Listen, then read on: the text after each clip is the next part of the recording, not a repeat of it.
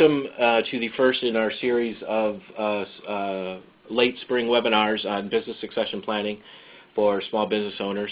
My name is Chris Cooper. I'm with the Ohio Employee Ownership Center at Kent State University in Ohio, and we welcome each and every one of you to the session. Today's session is being presented by Dave Gano. He's the chairman of Apple Growth Partners, a full-service CPA firm here in the greater Cleveland area, headquartered in Akron, the home of LeBron James, for those of you who are paying attention to the NBA playoffs this year. And Dave is a recognized expert in this area. He's a good guy to know. Has been involved in the business community here in Northeast Ohio for a long time, and we're very pleased to have him here today. And I think without further ado, I'm going to go ahead and turn it over to Dave. Thank you, Chris, and welcome everybody. Please let me know if you just have a touch of laryngitis hanging on. So if you need a little more volume, either use the question or just holler out at me. This whole topic of advisory boards for us, it really began probably about 10 years ago, looking for ways simply to help the privately owned company grow, make better business decisions. And I guess the idea hit me at one point in time that all of the big companies in Akron here, we've got the Goodyears and those kinds of firms, have for years taken advantage of that board, the formal corporate board, but in their world it ends up being a board filled with subject matter experts, people in the know, people well connected, people that come together quarterly, monthly, whatever the case may be, to help that particular business grow and fulfill its objectives. When we take a look at the private company, this first slide that I want to bring up here, typically you've got a management team, and if you overlaid that management team against a boardroom table, it kind of looks like this. We've got a lot of empty seats in the organization, and so I loved this graphic and selected it for the program because I think it helps visually show when a business owner is trying to make decisions. And typically our clients are anywhere from 10 to 50 to 100 employees tops. There's a lot of dark space out there, and they just don't have that sounding board. So we thought, well, let's present to our client base this concept of forming an advisory board to help them make better decisions, to expand in new markets. In the manufacturing region of the Great Lakes, we're having to step up and meet foreign competition perhaps more aggressively than in some other markets in the country. Creative ways for recruiting for top talent.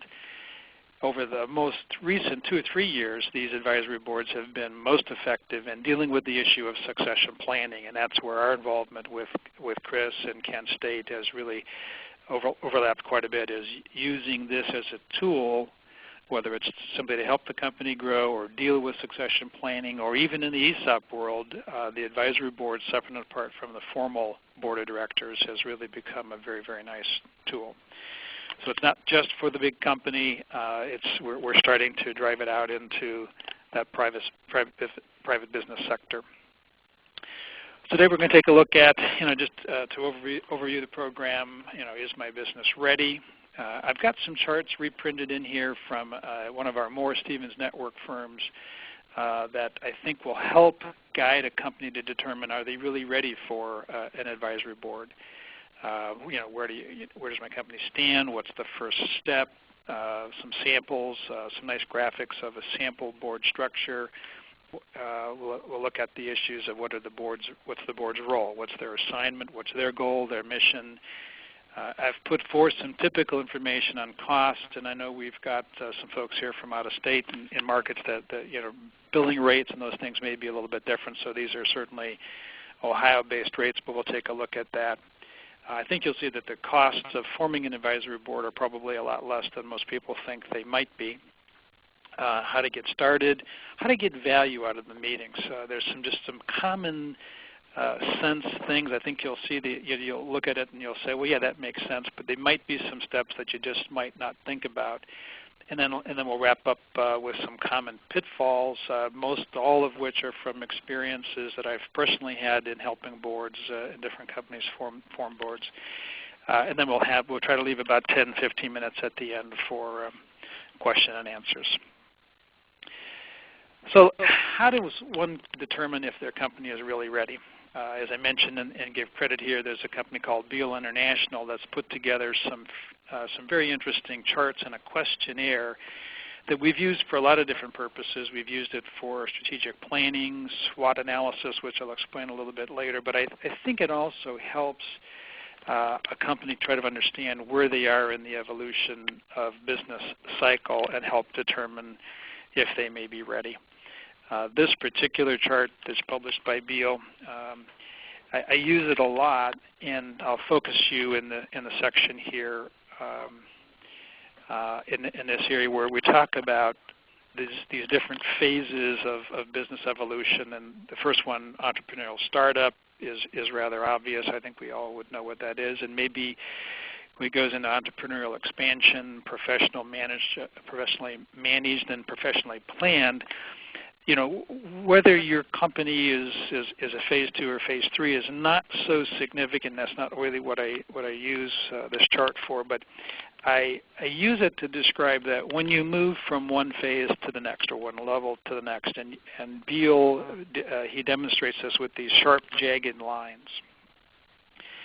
I talk about these lines as I think he purposefully made them sharp and perhaps pointy to represent pain points. And we'll talk with clients about the importance of not just being afraid to talk about where they may be having pain, but the importance of talking about it, getting it out on the table so that it can be addressed and be fixed.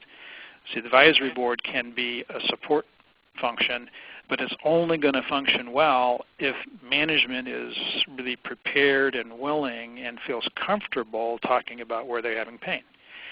And I like this chart because what it does is it says, you know what, if I'm trying to move from phase 1 to phase 2 size company and I solve all these pain points, I'll have some smooth running, but guess what? Here they come again when I'm ready to go to the next phase. And I assume that this chart is infinite on up through however many levels of organization there may be, and I think that's what normalizes the pain and frees people up to talk about it. So that, yes, even if we solve all our problems today and we're successful, more problems will come again. We'll outgrow our resources and our systems and have to deal with it in the future. So how do we know where we're at in this chart, and are we really ready for an advisory board? And to some extent, this questionnaire will come back again when we talk about the role of the advisory board and how it begins to diagnose the status of a company or of a potential client that they're working on. So Beal's put together these next 3 or 4 slides, which I'm only going to really highlight today, but to show you the kinds of issues that an advisory board and the kinds of questions that a good advisor would be asking him or herself about a particular company.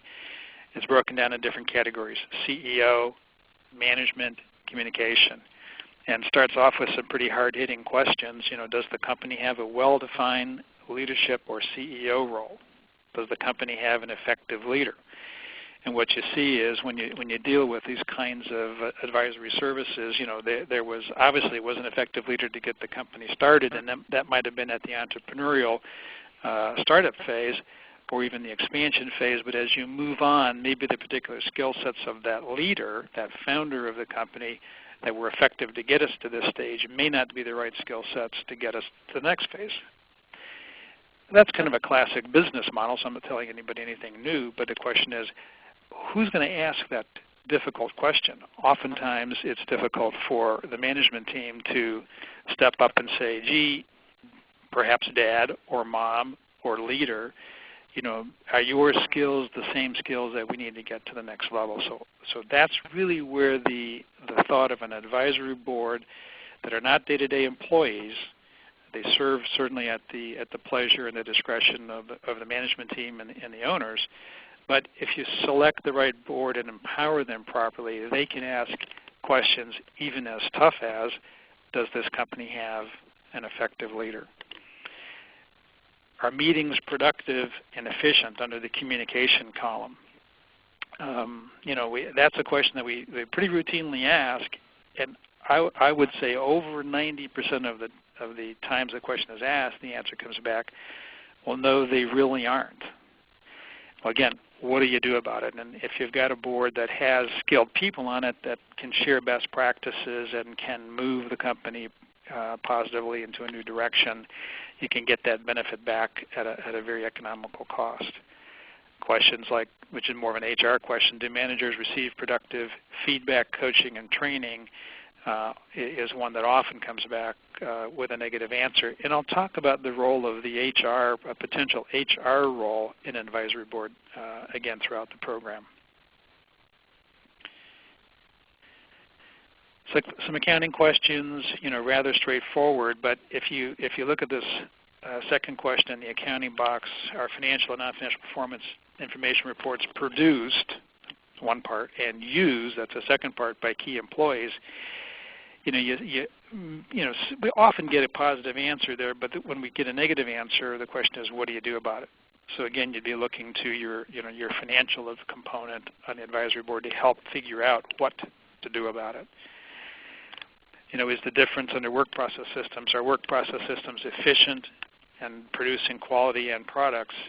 A lot of companies that are looking at lean manufacturing or lean enterprise, again, they may be able to pick up, to attend a seminar, pick up some information on the topic, but how you actually go about implementing it, that's where, and we'll talk about different roles on an advisory board. The industry peer might be someone that has been there, done that, gone through that in the past.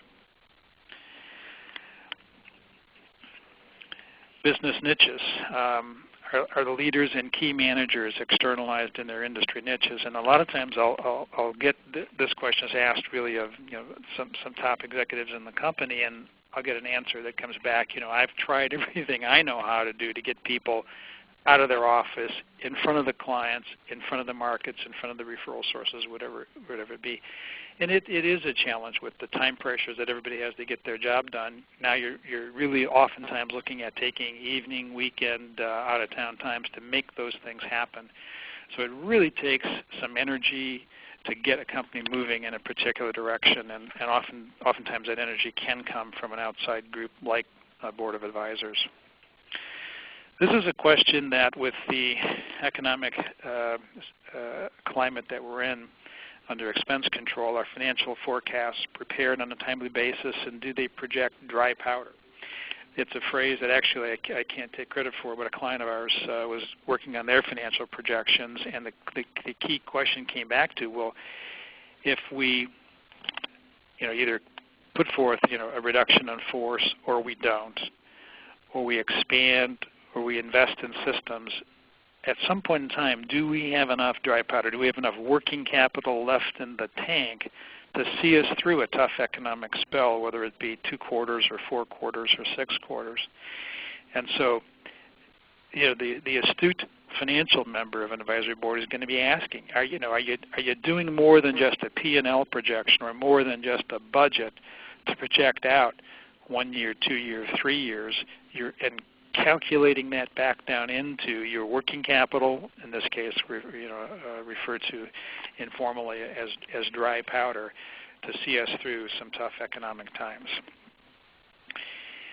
So these are the questions that are in here are designed, it could be used for a lot of different purposes. You can just use it for your own companies to kind of go back and say, where do we measure up? Where are we at? In these cycles of businesses? Do we have the right leadership? Do we have the right financial systems? Do we have the right HR performance feedback things in place? Or perhaps if you're either a candidate to serve on an advisory board, you can use it to assess a project that you're working on, or if in fact you go ahead and form an advisory board. We'll talk a little bit in a minute about what are some of the first steps that the board will look at. It's a good way, it's a good tool, a good checklist to use to kind of diagnose where we stand with this company. All right, so what are our first steps?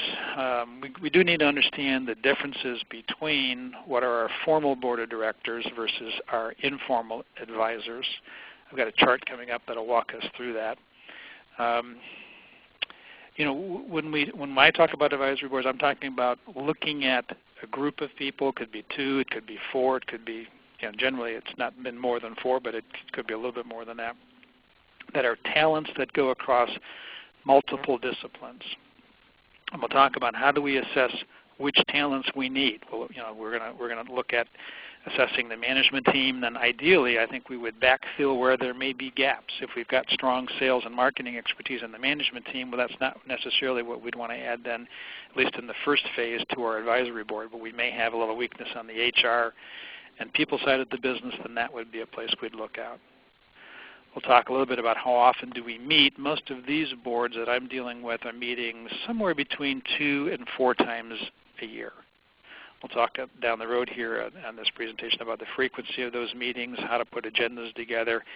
And for the management folks that are listening in today, the board doesn't really have authority. It doesn't vote. These are informal advisory boards that serve at your discretion. If you're smart, though, you'll look for advisors that will help hold you and the company accountable to the goals and to the decisions that get made at the advisory board meeting. If you're on a board, you probably realize that the formal board has certain duties that it must perform. It elects officers, which would include the president. It sets president's compensation. It approves the budget and the financials for the year. It authorizes capital expenditures and major transactions, be it a merger or potentially even a sale of the company. And those are things that only the formal board of directors can do.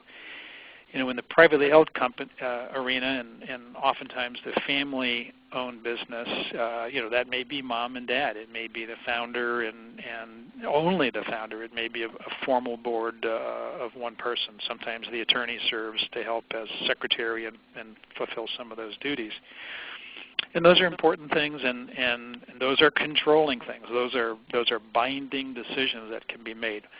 What we're talking about today is nothing to do with binding decisions or control. It really is a discretionary board that, you may say does everything else. So other than those formal activities, it can be something as simple as a sounding board for new ideas, a check-in on what are best practices, brainstorming sessions, and as I mentioned earlier, hopefully it's a group that can ask the tough question. Let's take a look at just graphically how this structure evolves. So this first third of the chart I'm going to be unveiling here, basically it talks about the management team. So you've got an owner or owners, you've got a couple of key people that really consist of the day-to-day management team of a particular company. When the company's in that entrepreneurial phase 1, even the entrepreneurial expansion, the traditional advisory board consists of that management team plus the CPA and the attorney that help form the company. And oftentimes for the first 5, 10, and maybe even indefinitely in some businesses, that's really the advisory board, and that can work pretty well. And I serve in this capacity on dozens of clients. And that takes most businesses to a point, but I'm going to present here then kind of a graphic of what might look like an expanded advisory board. And these are just examples. These aren't mandatory kinds of positions by any means, but I just say as an example, we may have a subject matter expert. We may have a need for HR, human resource consulting. In some businesses it could be IT, although obviously the IT staffs of most companies are pretty well developed. But if you're that business owner and you're a VP that maybe handles or is responsible for the IT area, saying we recommend the green box be purchased, and it's a substantial investment. It might be nice. It may not be a regular everyday position on your advisory board, but it might be nice to have somebody that you do look to that not only can help you interpret and evaluate, and is the green box better than the blue box, but also, are there things that your IT team, your IT internal team are not suggesting because they just are not out and about in a broad spectrum. I talked earlier about the industry peer. whether you're looking at something like lean manufacturing, the industry peer can be a tremendous resource, or whether it's succession planning, somebody that's been through that, done that. Maybe they ended up selling their company, and that's one of your options. But you'd love to hear what's like life after a sale of a business, and maybe that isn't your best option. Sales and marketing, not to get on a soapbox here, but what we see, is, especially in the private business sector, is a lot of companies that thrive because they had one major client, and they rode and they grew with that major client, and they had a lot of fill-ins, but that major client ends up moving to Mexico or China, and now it's gone, and now we really have to learn how to sell or teach our next generation what it means to sell. And if any of you have ever had experience with an old IBM Big Blue trained salesperson, you'll know what I'm saying when I say not everybody knows how to sell. There's a difference between order taking and selling, and it's sometimes a lost art. All right, let's look at then what are the board's assignments. We've got really that key goal of making an honest assessment, sharing best practices, brainstorming, the outside perspective. But ultimately, our goal is to help this company grow, and we need to keep a focus on that and keep our board challenged with that. And certainly reporting, sharing financial statistics with the board are going to be key ways to help make that happen. Some costs, surprisingly, and you'll have to trust me on this if you don't have experience with an advisory board, it isn't all about the money to potential advisors. Certainly, if you've got attorneys and CPAs and they're used to billing at a billing rate, that's one thing. And for your annual formal board of directors meetings, that is part of their role. But when asked to serve on an advisory board, it often ends up being kind of an honor. Well, it is an honor, and that you're asked in that capacity, and it could be that you ask someone that has a CPA degree that isn't the regular CPA for the company. And I serve on a couple of boards where I am not the regular CPA, and I do view it as an honor. So oftentimes, advisors are willing to work for, I would call it a stipend or an honorarium. I use, and I quote some rates here. So I think we've seen boards formed and operated with an annual cost of, inside that $4,800, certainly under $6,000, and that's assuming you're going to meet, a couple, 2, 3 times a year. If the board is meeting less frequently, obviously the cost is going to be less. I have some boards where we meet, typically this one company has a 3-day strategic planning meeting, and then they have quarterly check-ins for different subcommittees of the board. So it's a little bit bigger company, and obviously their cost is probably in the $10,000 to $20,000 range when they're meeting at that level. All right, so we've looked at a graphic of a board structure. How do we get this thing going? I talked about assessing the management team's talents and then looking to fill those gaps. So maybe it's HR, maybe it's sales and marketing, maybe it's the industry peer. As far as the number and type of advisors, again, I think 2 to 3. But what's interesting is you don't necessarily have to bring all of the advisors in on day one. It may make sense if you're working with a CPA and an attorney as part of your advisory board that maybe you bring in one particular functional specialist, get that person familiar with the company, work on some low-hanging fruit, if you will, work on some projects. Maybe that's our critical need is performance feedback systems, and that's got to get us going to the next step, and the recession's got us kind of slow anyway. We're going to work on that. So maybe you bring that person along, and then maybe down the road you add a sales and marketing or some other advisors. So you don't have to think of it as forming it all at once, because it is, if you haven't done it before, you'll see that it's a bit of a project to get the board up and running. So we may want to tiptoe into it. Some critical things: setting term limits. I would suggest 2 to 3 years. It allows you to have a graceful exit. You may not always pick the best candidate, or someone may not be available, but they free up down the road, and you want to be able to bring some new blood, if you will, into the advisory board. Having those term limits gives you a graceful way of thanking someone for their service and acknowledging that their term is up, and now they'll be stepping off the board, and you'll be looking for someone else to come on. Be upfront with the advisors about the meeting intervals, the length, the time. Be very respectful of the time. If you plan to have a 2-hour meeting, a dinner meeting, maybe or a 2-hour meeting with dinner, make sure that that's what it is. So you're keeping everybody on schedule. I show go slow here. Again, for the advisor search, there is no need to rush, especially if you're going to bring them on phases. But some good sources of advisors certainly are your current professional team. They can put you in touch with other people in the community, maybe your banker, your insurance agent, CPA attorney.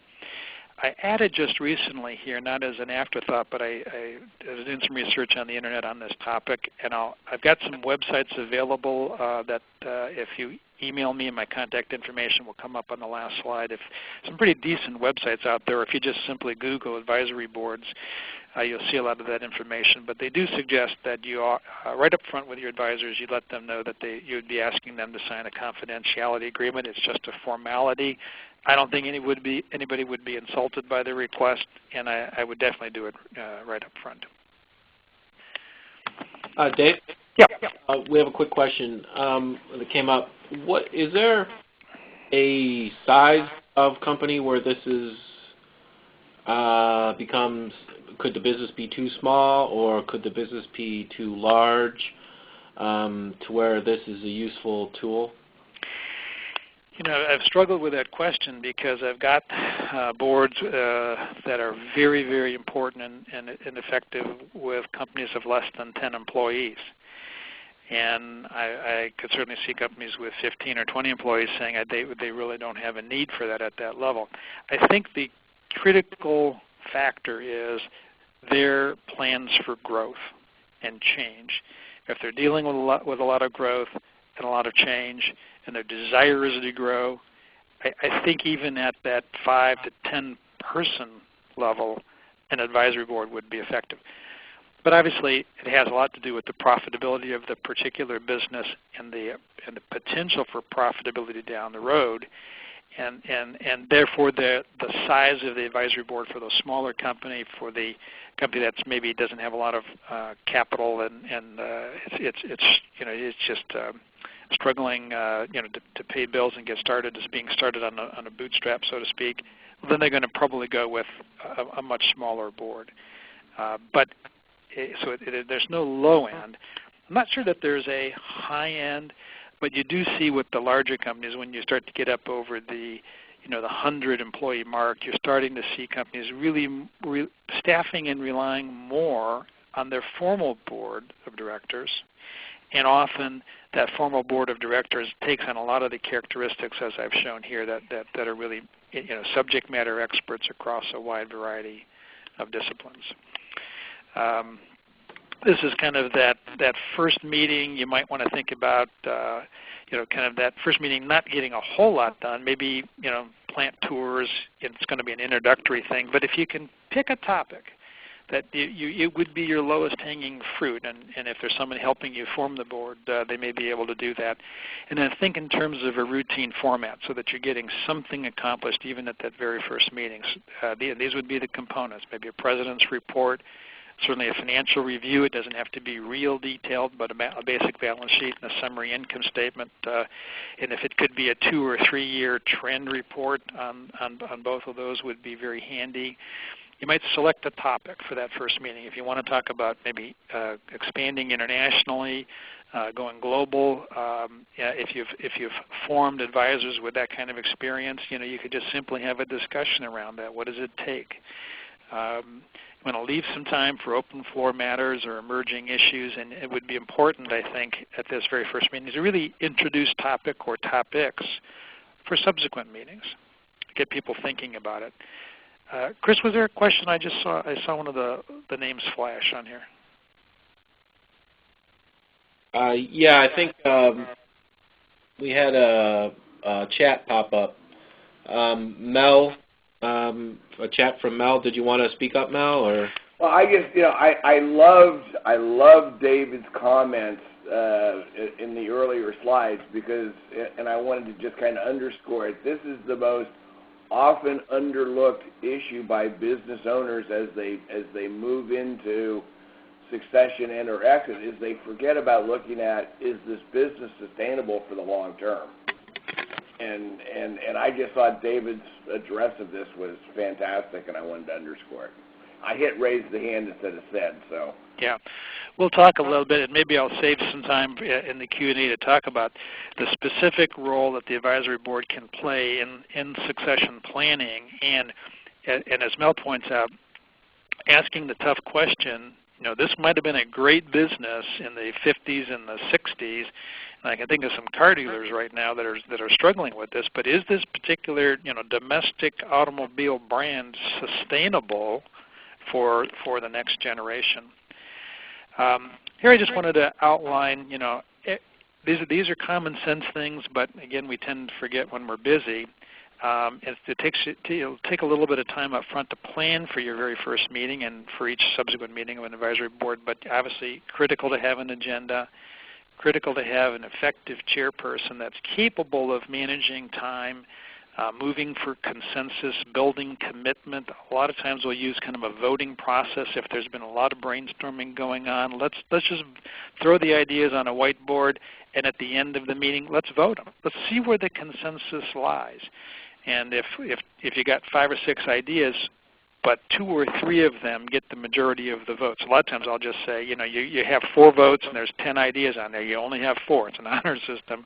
What do you think is number 1, 2, 3, and 4? And you'll see the accumulation of support for a particular idea, and then you make sure that you've identified champions to follow through. Certainly good to prepare minutes. And a lot of times that chairperson that can be the champion of champions, whether it's the founder of the company or it's a hired chairperson for the meeting or just the CEO of the company, somebody checking in with those people that have been identified to follow through. Check in at intervals before the next meeting so that you don't come to the meeting and say, my gosh, we were busy, we had to get orders out, and we didn't get done what we hoped to get done. All right, let's move into looking at some common pitfalls. I'm careful with this one because obviously, if you've got your own business and you've got a good core group of people, you may have difficulty not inviting your friends and your long-term advisors onto your advisory board. But I have seen it be a pitfall to have what I would call really like-minded thinkers or long-term associates, stacked on the board. It's okay to have somebody there, but you almost always want to have somebody that isn't afraid to give a different thought, speak up. I've had to speak up at some meetings and suggest the owner play a little less golf and maybe work a little bit more sales, and those are difficult things to say when you're a longtime friend. You want to communicate your expectations. I think we've kind of covered those pretty well. I would caution against volunteers. I do think you get what you pay for, and I don't think you have to pay a lot, but if you've paid at least an honorarium, you'll be amazed at how people are going to want to give back value with great ideas. Ideas that you really couldn't afford to pay for can come forth from the right group of advisors. Now, these are some achievements that I've seen happen, and Mel brought up succession planning earlier. Just the concept sometimes of strategic and long-range planning, especially at the small to mid-sized company. You may be, typically you may be just doing it, at lunch, and you get the management team, and that's really been your, what's gotten you to this point. But to bring a broader group, maybe 8, 9, 10 people of the company involved in the strategic planning process, whether you use the SWOT analysis techniques, strengths, weaknesses, opportunities, and threats, or other techniques, the advisory board, they usually can help you do that. And oftentimes, what I love to hear is I'll see the CEOs or the management team say, you know what, we've got to get prepared because we're having an advisory board meeting, and all of a sudden the controller's got to get the reports pulled together, or the VP of sales has got to come up with their hit list for the coming year. A lot of times people will step up to a level that they haven't been typically doing because they're not just going to be embarrassed or providing, let's say, excuses in front of the management team as they always have. Now they've got some outsiders coming in, and they're going to really want to be on top of their game. The board can help guide interim leadership if you don't want to go to a formal board, or maybe even hiring in an interim president if there's a succession plan taking place. The board can serve in a role to help guide that interim leadership. The one meeting that I mentioned that was a 3-day strategic planning meeting, we basically held it at a ski resort where we maybe got outdoors and skied a little bit in the morning, and then we met in the afternoon and into the evening. I'll tell you, most of the important work, especially in this area, happened on the chairlift going up, where we're pulling somebody aside and saying, you're either being impatient, you need to pull it back in, or you're not expressing yourself well, or you need to step it up. And that's where that outside advisor can put his arm around somebody and say, here's what I would do if I was in your situation. You've got a great opportunity, but maybe you just need to be a little bit more patient. An experience where the attorney, believe it or not, on one of the boards, is who kind of plays the role of the contrarian. And it's really an important role, but you wouldn't expect it necessarily to come from the attorney, and the company president is presenting their projections for the year, and he's asking the question, well, gee, if you put a little bit more capital into that project instead of a 10% growth rate, would it be possible to have a 20% growth rate? In this particular case, to my surprise, the answer was, well, yeah, I think we probably could. Well, then why don't we? Well, then discussion ensued, and they worked their ways through that particular goal. I think the other couple things on here are pretty straightforward. Dave, yeah. Quick, I want to interrupt. We got a raise your hand yeah. From James. Did you want to go ahead and unmute your phone and ask the question? Oh, I'm sorry, that was a technical issue. I'm going to talk to James offline and resolve that and continue on with the presentation. Sorry. Will do. Here was a recent example of a benefit. We had obviously this was back in January, and we had a need for a reduction in force. Well, this company had been growing for 25 years straight, had never laid anybody off, had no idea what was involved there, and certainly with reductions in force, you've got legal issues, you've got HR issues, there's risk.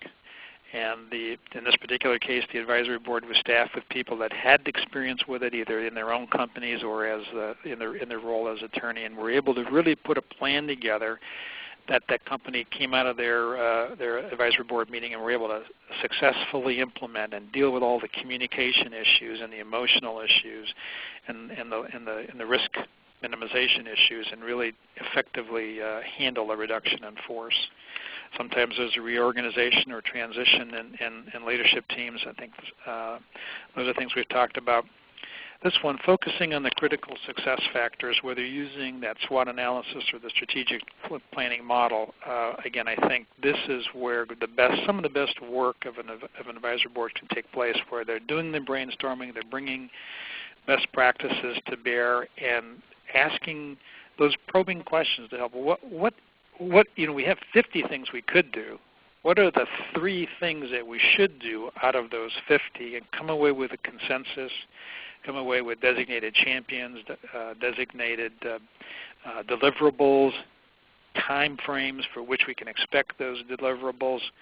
One of the very first boards I worked on, I could sense that there was a great deal of tension at the very first meeting. I was an outsider. What was I doing there? What did I know about their business? But in part of the tension, I had a little bit of a heads up that there was just such a time pressure that the participants of the board from the management team knew that even if they came up with one really good idea, they had absolutely no time to implement. So the very first thing I did, since I had that bit of a clue, I said, before we even begin, let's take a time inventory.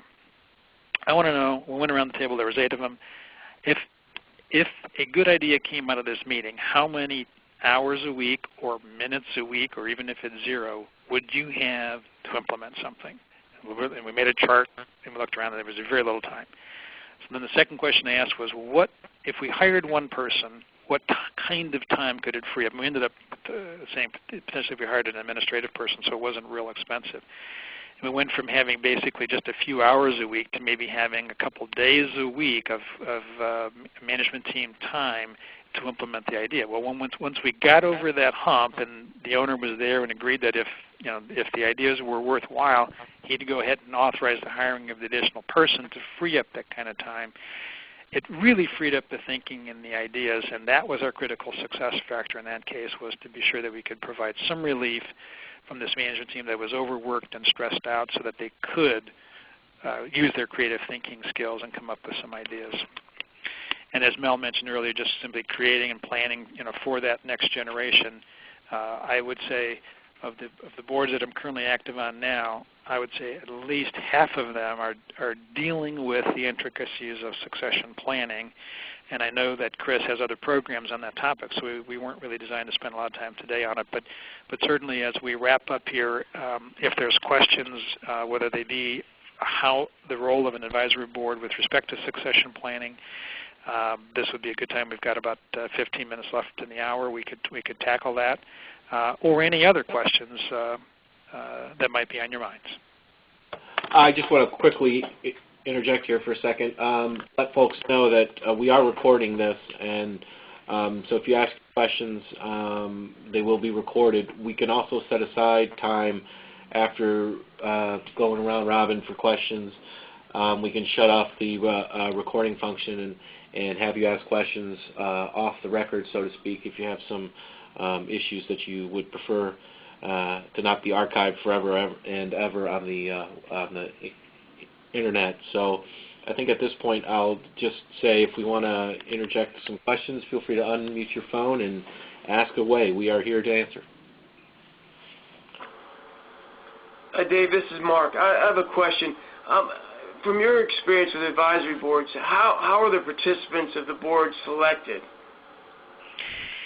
Well, there was a chart back. I don't know that I need to go back to it, but most of the time, the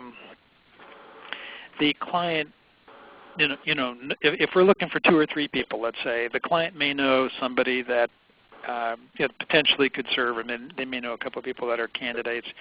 I'll typically suggest that the business owner approach those candidates on a hypothetical basis. If I were to form a board, would you have an interest?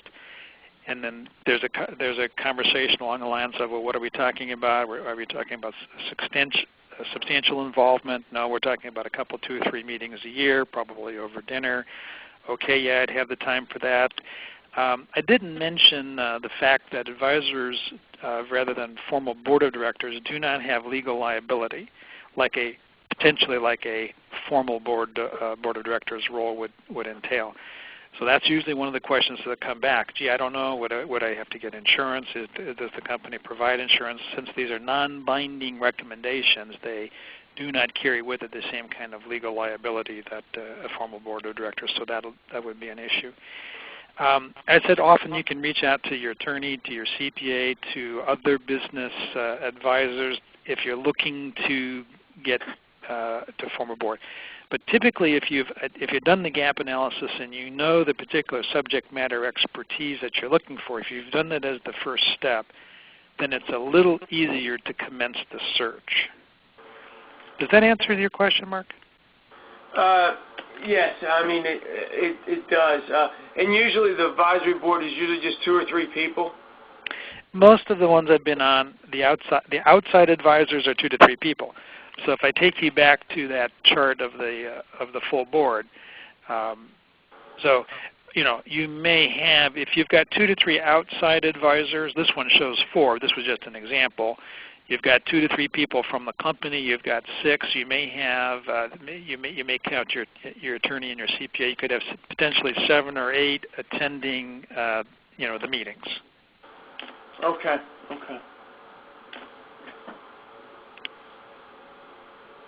Are there any other questions out there? Did anyone want to ask a question offline while we're not recording? Feel free to let me know.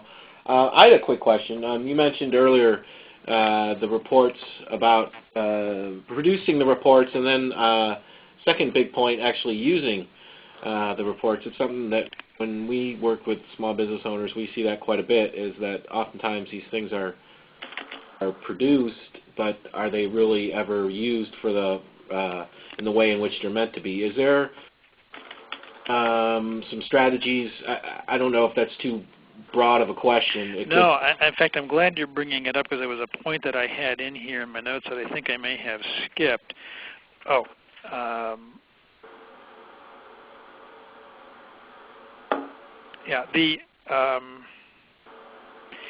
most critical, I think, most critical point about getting value out of the meeting is if you can develop the reports for the advisory board and distribute that information a week to two, depending on how complex it is, before the meeting. I attend a lot of meetings where you could just tell things are being thrown together that last couple of days before the meeting, and you get it at the meeting, and you're seeing it for the first time. And you may be seeing a 10-page financial statement or a market study or a potential analysis of potential merger and acquisition, and you're being asked to read it, digest it at the meeting, and give feedback. That's a real challenge. If you can get, if you're going to do this, I would strongly suggest at least a week. Not much more than 2 weeks before, because we're going to forget everything, but at least a week before the meeting, get the materials out of the attendees as best you can so that they can come prepared to the meeting. Yeah, that makes a lot of sense, because it's tough to give good reasoned advice when you're unprepared for the underlying factors that you're going to be discussing. Chris, I'd also like to add, I think that not to have unrealistic expectations for the first 1 or 2 or even the first year of your advisory board, especially if these are people that have not been familiar with the company like your ongoing CPA or attorney. It'll take a couple, 2, 3 meetings before the advisors really get a feel for the company, its goals, where it's trying to head. They may be kind of quiet, maybe not have a lot of ideas, and you may have a meeting or two and say, "Gee, I didn't really get much back from from these so-called experts in different subject matters." Part depends on the personalities, but what I see is that over time, and I've served on one that's been running now for 25 years. And I would tell you that the 25th year was better than the 24th, which was better than the 23rd, and all the way back. And it's just that the cumulative amount of knowledge that the advisors have and the working relationship that they develop, they begin to have a better understanding of the strengths and weaknesses of the management team, and they know where to step up. Right. I think that's very true.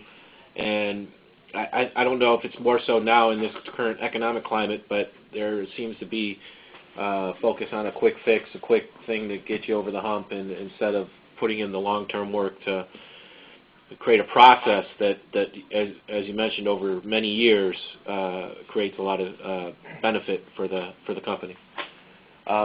We have a question? Yeah, Dave. Yes. Do you see many instances where the advisory board members have an equity interest in the company itself, and do you see that as an advantage or a disadvantage? I haven't seen any, although if you Google it and you Google advisory board compensation, it's going to talk about it as if it's pretty common. Well, I shouldn't say I haven't seen any, but I've seen formal boards, some local bank boards, where they offer compensation. In my head, it makes perfect sense. If you really want these advisors to contribute, to be vested, to have an interest, well, you could offer some phantom stock. You could offer a small percentage, and there's some information. If anybody emails me, I'll send you the sites for that have even express some ranges of stock that may be given. I guess if we're dealing with privately held companies, the last thing I think you want to do is add administrative complexity to your life and cost. I see nothing but administrative complexity and cost, and I don't see, quite honestly, the upside, because as I've shown in here, some of these honorariums, I think people are honored to be involved. Potential advisors are eager to be involved, because oftentimes, whether they're an HR expert or a sales and marketing expert, they have their own consulting practice, or they have their own potential opportunities, and they learn as much as they give at these meetings. So I think there's no need to go over the top, and I think equity compensation for these roles, to me, is over the top. Now, there's one probably exception to that, and I don't know that I highlighted as a potential category of advisor the connected person. That would probably be the one time where I would say, gee, if we're really looking to barter a position on our board for some significant connections about, whether it be to large corporate potential customers that that could come from corporate from the Fortune 1000, or other kinds of contracts that we just don't have the ability to get a door open, but we use the advisory board role as a way of getting a door open. I guess maybe in fairness, that might be one where it would say it would be worth it to me if it could take us from doing a couple million a year to doing $50 million a year. It might make some sense to offer that incentive compensation via equity. Good question. Thanks. Do we have any additional questions out there? Okay, I think at this point I want to encourage folks. We've kept a slide up there with Dave's information on how to get a hold of him. I first saw Dave do this presentation once at a conference that I attended, and I thought it was such an excellent presentation that I begged him to come out and do the presentation for us, and so I'm glad he came out. I think it's a really good strategy for small businesses to think about things in new ways, to come up with some good ideas on how to grow, on how to transition, in just about any major aspect that affects business. I think it's a good tool to help you deal with those types of issues. So again, I want to thank Dave. Feel free to get a hold of him. If you want to send him an email, he'd be happy to email out the presentation to you and the other information that he mentioned during the course of the presentation, the web links and things like that. Also, the recording for this webinar will be available up on our website probably tomorrow. And in addition to that, I will post a link to the slides as well for you to download them there. And we have 2 more webinars this week. The next one is going to be on Wednesday morning at 10 a.m. Eastern Time on how to communicate the transitioning of your business to your family members. It's going to be an excellent topic. It's one of the issues that I think a lot of business owners struggle with when they reach that point. So again, I want to thank Dave. Thanks for coming out. You're welcome, Chris. I appreciate it. Excellent presentation as always.